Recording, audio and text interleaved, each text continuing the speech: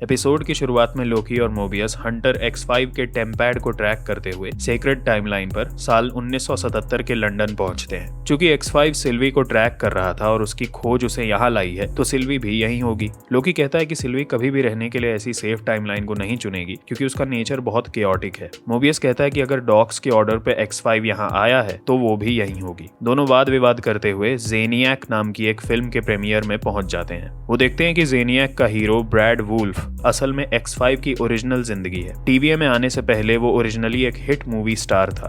दोनों ब्रैड से सवाल जवाब करने जाते हैं, लेकिन वो उन्हें चकमा देकर भागने लगता है। एक लंबी चेज के बाद लोकी अपनी पावर्स यूज करके ब्रैड को पकड़ लेता है और दोनों ब्रैड को टीवीए ले जाते हैं। वहां ब्रैड को डिटेन करके लोकी और मोबियस उसका टेम्पैड ले लेते हैं और ओबी एके ओरोबोरोस को दिखाने जाते हैं। चूंकि ओबी टेम्पोरल लूम को मेल्टडाउन से बचाने में बिजी होता है, इसीलिए वो उन्हें टीवीए की गाइड बुक पकड़ा देता है। वो कहता है कि टेम्पैड से रिलेटेड एक इन्फॉर्मेशन उन्हें गाइड बुक में मिल जाएगी। इधर B-15 क्रोनो बे में रेंसलेयर के टेम्पैड की ट्रैकिंग की अपडेट लेने जाती है। केसी उसे बताता है कि रेंसलेयर ने अपने टेम्पैड का पूरा डेटा इरेज कर दिया है। डेटा मिटने की वजह से और इतनी सारी ब्रांचेस के कारण उसे ढूंढना बहुत मुश्किल है, लेकिन उसके टेम्पैड का आखिरी मैसेज केसी ने जैसे तैसे रिकंस्ट्रक्ट कर लिया है। ये नई डेवलपमेंट लेकर B-15 और केसी मोबियस और लोकी के पास आते हैं। रेंसलेयर के टेम्पैड का लास्ट मैसेज कैंग द्वारा टीवीए को मैनेज करने के पर्पस से बनाए हुए AI मिस मिनट्स की तरफ से था, जिसका ये मतलब है कि मिस मिनट्स भी रेंसलेयर के साथ मिली हुई है। लोकी भी उन्हें पास्ट के उस वॉर रूम मैसेज के बारे में बताता है जहां कैंग रवोना को टीवीए की हेड और अपनी पार्टनर नियुक्त कर रहा है। इस डिस्कशन के दौरान केसी दोनों से टेम्पैड ले लेता है क्योंकि लोकी और मोबियस कुछ समझ नहीं पा रहे होते। वहीं केसी को पूरी टीवीए मैनुअल याद है और वो पता लगा सकता है कि टेम्पैड में क्या मॉडिफिकेशन की गई है और क्यों।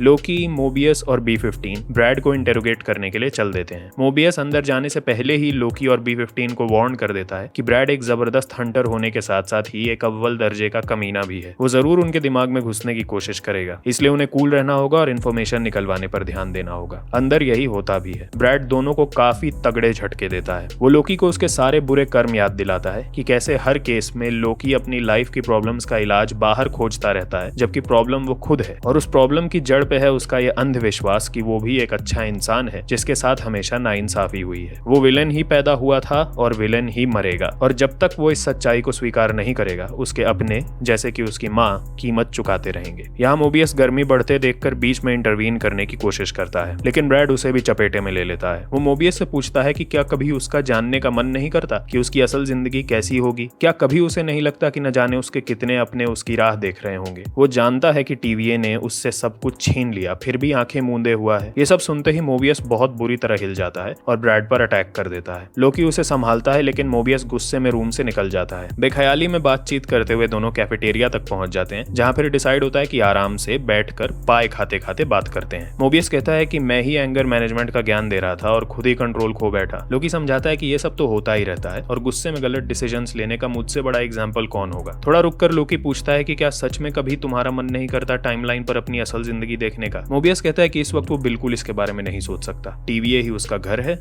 और यही उसकी जिंदगी है। लोकी कहता है कि लेकिन उसकी जिंदगी ऑलरेडी कुछ और थी, वो ये कैसे भूल सकता है कि टीवीए उसे किडनैप करके यहाँ लाया था। मोबियस कहता है कि उसे टीवीए एक्चुअली अच्छा लगता है और वो कुछ नहीं सोचना चाहता, क्योंकि हो सकता है कि उसकी असल जिंदगी बहुत ही बेकार रही हो, लेकिन ये भी पॉसिबल है कि उसकी असल जिंदगी उसकी इस जिंदगी से बहुत ही अच्छी रही हो, और एक बार अगर वो ये बात जान लेगा तो फिर उसका जीना दुश्वार हो जाएगा। इसलिए उसे इस सवाल का जवाब जानने में कोई इंटरेस्ट नहीं है। थोड़ी देर दोनों चुप रहते हैं और फिर लोकी टॉपिक चेंज कर देता है। वो कहता है कि X5 इतने आराम से मुंह नहीं खोलने वाला। मोबियस कहता है कि X5 बहुत ही अच्छा हंटर है और उस मॉडिफाइड टेम्पैड के साथ तो उसने जरूर सिल्वी का पता लगा लिया होगा। लोकी पूछता है कि अगर ऐसा है तो उसने रिपोर्ट क्यों नहीं किया। मोबियस कहता है कि लगता है वो सिल्वी को ढूंढते रहने के बहाने टाइमलाइन पर अपनी असल जिंदगी जीते रहना चाहता है। अगर वो रिपोर्ट कर देगा तो उसे वापस बुला लिया जाएगा। दोनों समझ जाते हैं कि बस किसी तरह से उन्हें X5 से ये सब उगलवाना है। उधर वो भी वापस टेम्पोरल लूम के मेल्टडाउन को स्टेबलाइज करने जाता है। वो ब्लास्ट डोर्स को खोलने की कोशिश करता है, लेकिन सिस्टम में लॉग इन ही नहीं कर पाता। दरअसल कैंग ने सोचा होगा कि अगर कभी मेल्टडाउन हुआ तो इसका इलाज तो सिर्फ मेरे ही बस की बात है, इसलिए ब्लास्ट डोर्स बंद करने पर तो नहीं, लेकिन ब्लास्ट डोर्स खोलने पर उसने एक तगड़ा सेफगार्ड लगा दिया है, और वो है उसके अपने टेम्पोरल ऑरा का लाइव स्कैन। इधर लोकी और मोबियस एक टॉर्चर मशीन लेकर वापस ब्रैड के पास आते हैं। ये मशीन किसी भी चीज के अराउंड एक बॉक्स बना देती है जिसे फिर चाहे धीरे धीरे या फिर एक झटके में जितना चाहे छोटा या जितना चाहे बड़ा किया जा सकता है। मशीन देखकर भी ब्रैड ढीठ बना रहता है और फिर अपना साइकोलॉजिकल अटैक शुरू कर देता है। अचानक ही लोकी मशीन का रिमोट लाने के बहाने मोबियस को बाहर भेजकर गेट लॉक कर देता है और तब ब्रैड डर जाता है। वो लोकी से कहता है कि मैं पहले शायद थोड़ा ज्यादा बोल गया था और उसके लिए माफी मांगता हूँ। लोकी की हंसी निकल जाती है और वो ब्रैड के अराउंड बॉक्स एक्टिवेट कर देता है। लोकी कहता है कि ब्रैड सही था